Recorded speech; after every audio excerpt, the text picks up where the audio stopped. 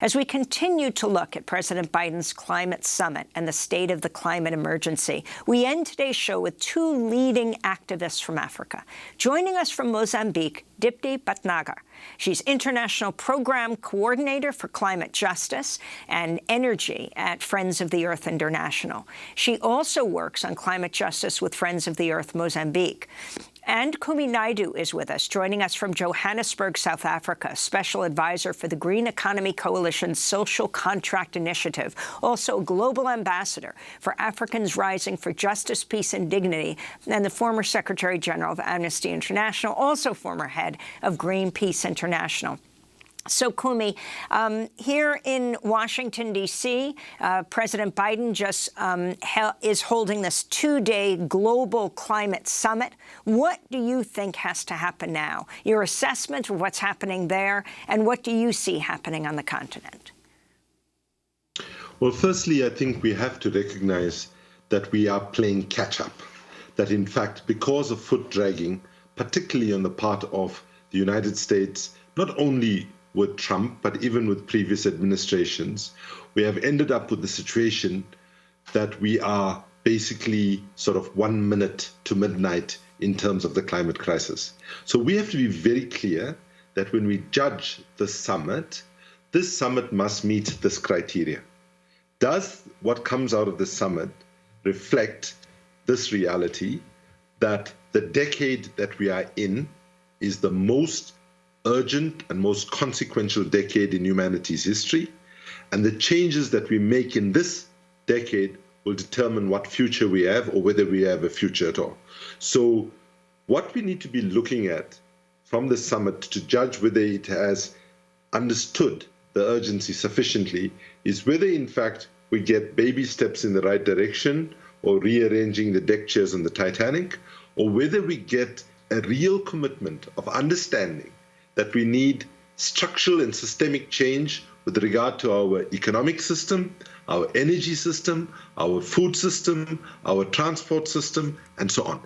Bottom line is, given the scale of the crisis right now, the only thing that is going to get us out of it is not baby steps in the right direction. It's going to be big, bold, courageous, structural, and systemic change to every aspect of society. And right now, while the summit is moving in the right direction from where Trump was, I think it still needs to go a long way before, for example, it links the question of climate change and the question of inequality, which more and more people are recognizing is fundamentally linked. During President Biden's climate summit, South African President Cyril Ramaphosa called on wealthy nations to provide more aid to developing nations to address climate change. This is what he said. It is important that aid on climate change should be provided separately and should not be part of conventional development assistance. When it is given in the form of loan financing, the debt burden of developing countries is worsened. We call on developed economies, which historically bear the greatest responsibility for emissions, to meet their responsibilities to developing economies. Can you comment on your president's proposal, Kumi? Well, just to be very clear, when developing countries or countries in the global south, as we prefer to say, when we are asking for support, whether it's Asia, Africa, Latin America, Middle East, Caribbean, we're not asking for charity. We're simply saying, let's recognize the history of this problem, that Europe, North America, and other developed countries built the economy on dirty energy. Now we are saying to poor countries, no, you can't do the same, right? We're saying to them, you cannot make the same mistake that the rich countries have made. And therefore, we're not asking for charity here. What we're asking is for redress, we're asking for recompense, and we're asking basically for rich countries to pay their climate debt, right? It's clear, the statistics are clear in terms of the volume of the historical emissions and so on. But the bottom line is, this is not an act of charity in two ways. One, it's doing the right thing, but also it's in the self-interest of rich countries. Unless rich countries and poor countries get it in their heads now that we get it right as rich and poor countries acting together, and we might secure, and I say might, let's be very clear, we have left things so late that it is a question about whether, in fact, we can avert the worst of catastrophic climate change. So that's the spirit in which I think we need to be having the conversations right now. I wanted to bring Dipti Bhatnagar into the conversation. Kumi Naidoo is in Johannesburg. Dipti is in Maputo, Mozambique. As you watch the global summit in Washington, your thoughts on what's being proposed? A lot is being made of President Biden saying he'd cut carbon emissions of the United States, one of the biggest and historically biggest polluter in the world, by 52% by 2030. What are your thoughts? Thanks, Amy. Thanks for having me. Hi, Kumi. As Kumi said, it's really interesting that this summit is definitely going in the right direction and sending a signal that the U.S. is willing to work on the catastrophe of climate change. But the pledges that have come out of the U.S. until now are just woefully insufficient, Amy. So the number you quoted just now, what the U.S. pledged on the table on Earth Day is about 50 to 52% reductions based on 2005 levels by 2030. Friends of the Earth US, ActionAid US, and many other groups put together what should be the US's actual fair share. So when we talk about fair share, we're talking about the historical responsibility. And the US is the biggest historical emitter, Amy, of greenhouse gases. So we're calling on the US to do its fair share of emissions reductions. And what that means is 4 times of what the US has put on the table on Earth Day. So the US actually needs to be committing to about 195% reduction in emissions based on 2005 levels. Now, obviously, that is not really physically possible within a single country. So what that translates to is about 70% emissions reductions in the US itself, the domestic effort. And at the same time, this has to come with a sense of solidarity, Amy. The only way that the US can actually meet its fair share is to support our countries in the global south, as Kumi was saying, to undertake this very, very essential energy transformation that we need, this system change that we're going to need.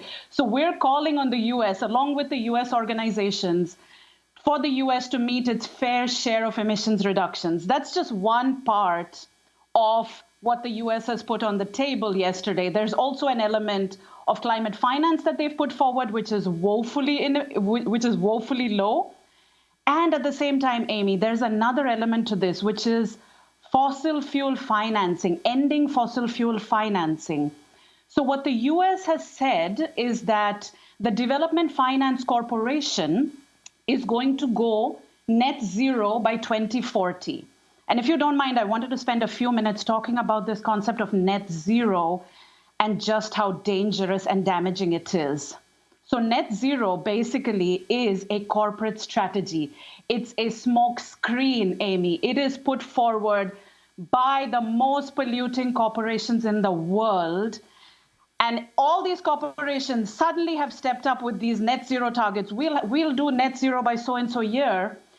And you wonder, why are they suddenly so eager to come with a target where they've actually squashed climate science for decades?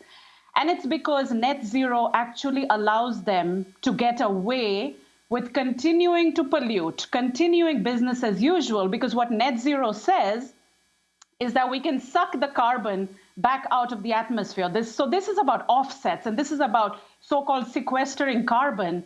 And whose land, whose forests are they going to so-called use for the offsets? Whose rivers and lakes are they actually going to use to sequester this carbon? It's coming to our countries in the global south, Amy. It's coming to communities who are using their lands, their forests, their rivers to stay alive. And what net zero is going to do is trigger a huge land grab. More than that is happening already in our countries of the global south. So when the Development Finance Corporation of the US says, we'll go net zero by 2040, that means that the signal that they're sending is that they want to continue polluting, and that they're going to go after other people's lands and forests to be able to offset their emissions. So this is just extremely damaging, and that is something that we need to see really change coming out of the US and our own countries. I mean, I will stand up to our governments in the global south to say, don't accept this, because your people's lands, your people's forests are going to be really grabbed for, capitalist expansion. They just want to continue expanding markets. So commodifying nature is the next market. And that's something we are really, really fighting against. I wanted to get both of your comments on China's role. The Chinese President Xi Jinping addressed the climate summit Thursday, repeating his pledge for China to cap emissions by 2030 and be carbon neutral by 2060. He also vowed to reduce China's dependence on coal.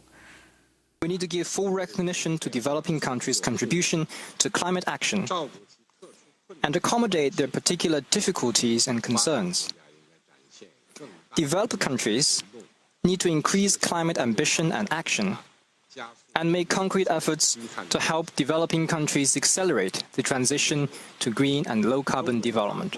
So, Dipti and then Kumi, talk about China's role, both in Africa and its effect on the planet. The U.S. and China, of course, the largest carbon emitters.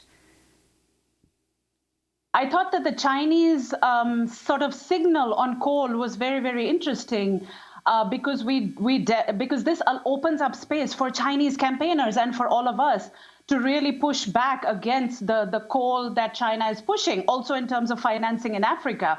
Now, I want to be really, really clear that China is not a historical emitter. They do not bear historical responsibility for the climate crisis, and that is something we really do need to remember, that the countries that bear historical responsibility and have been the largest emitters need to do more and need to do it first. But at the same time, China is being a sub-imperial force in many parts of Africa, including Mozambique, where I am right now. The type of dirty energy projects that they're pushing, the type of land grabbing and monoculture plantations projects that they're pushing is extremely damaging, and is also grabbing community lands and destroying forests. So we really need to be able to hold China accountable for its actions, while at the same time understanding that it's not a historical polluter. So it's really about that system change that we need to bring about, Amy, which is to hold everybody responsible that's contributing to these oppressions that are deepening. And that also means challenging China as a new sort of colonizer in the continent, and also continuing to challenge, and India as well, and also continuing to challenge the northern countries, the global north, who have, of course, historical colonial extractive relationships with Africa. So we really need to be challenging all of that and calling for system change in order to be able to stop the climate crisis. And Kumi Naidoo, the difference between the approaches of China and the United States, why it matters for Africa, and describe the effects of climate change in your country in South Africa. Let me first endorse fully what Dipti said. And I think that the differences that we see right now between US and China, in the end result, I wonder whether it's going to be substantially different for us. Both actually are driven by a language of aid and generosity and so on. But as Dipti says, we're going to have to be extremely vigilant to ensure that whatever investments are coming, we can manage it the best we can and limit the damage. Because let's be clear, things that are coming in right now, as Dipti said, some of the examples she gave from China are actually causing a negative effect, as historically we've been having from the Western world. But I think for China, beyond what Dipti had said, which I fully endorse, I think, let's be very clear, a 2060 target, the 2030 target is good. The 2061 needs to be brought back in terms of going completely carbon neutral. The reality is, whether we like it or not, when China decides to do something at the top, they can deliver and make it happen because of a different political reality.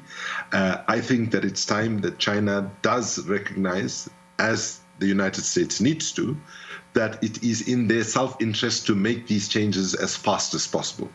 And let me just say, in fairness to China, that historically... We have 15 seconds to end. Oh, okay. So I think now is the time for action.